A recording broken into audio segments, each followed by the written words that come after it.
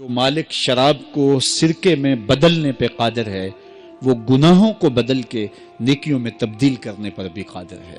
تو کہا کہ جب تم سچے دل سے توبہ کرو گے تو میں یہ نہیں دیکھوں گا کہ تمہارے دامن پہ گناہ کتنے ہیں، تمہارے دامن پہ دھبے کتنے ہیں، میں یہ دیکھوں گا کہ تم میری دہلیز پہ آ گئے ہو، پھر تمہارے سارے گناہ مٹا کے نیکیوں میں تبدیل کر دوں گا۔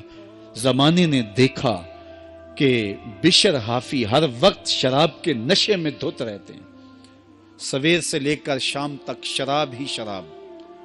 ایک دن شراب کے نشے میں جا رہے تھے، راستے میں گلی میں کاغذ کا ایک ٹکڑا دیکھا، اس کے اوپر اللہ کا مبارک اسم لکھا ہوا تھا۔ قسمت اچھی تھی، جھک کے اٹھایا، چوما، آنکھوں سے لگایا، اس کو دھویا، خوشبو لگائی اور اونچی جگہ پہ رکھ دیا۔ ہوں تو شرابی لیکن مالک تیرے نام کی تعظیم کرتا ہوں۔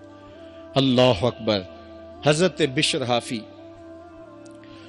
اپنے شراب خانے میں گئے اور پھر اسی حالت میں نشے میں دھت تھے کہ دروازے پہ دستک ہوئی۔ ساقی نے پوچھا کون؟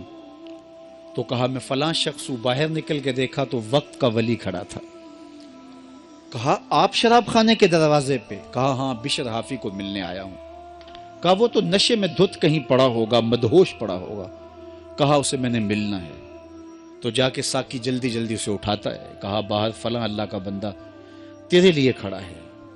حیرت زدہ ہو گیا، میں گناہگار، پاپی، مجرم، میلا اتھرو، اور میرے لیے اللہ کا ولی منتظر کھڑا ہے؟ تو جوتے بھی نہیں پہنے، اسی حالت کے اندر ننگے پاؤں، پا برہنہ خانے کے دروازے پر آئے۔ تو اللہ کا وہ بندہ، وہ ولی کامل کہتا ہے بشر تمہیں مبارک ہو، اللہ نے تجھے اپنا حبیب بنا لیا ہے۔ اللہ نے کہا کہ تو نے میرے نام کی عزت کی ہے تو میں تجھے نوازتا ہوں، تیرے سارے گناہ معاف کر دیے گئے۔ اللہ اکبر۔ حضرت بشر کے پاؤں میں اس وقت جوتا نہیں تھا، اور حافی عربی میں ننگے پاؤں والوں کو کہتے ہیں، تو ساری زندگی پھر جوتے نہیں پہنے۔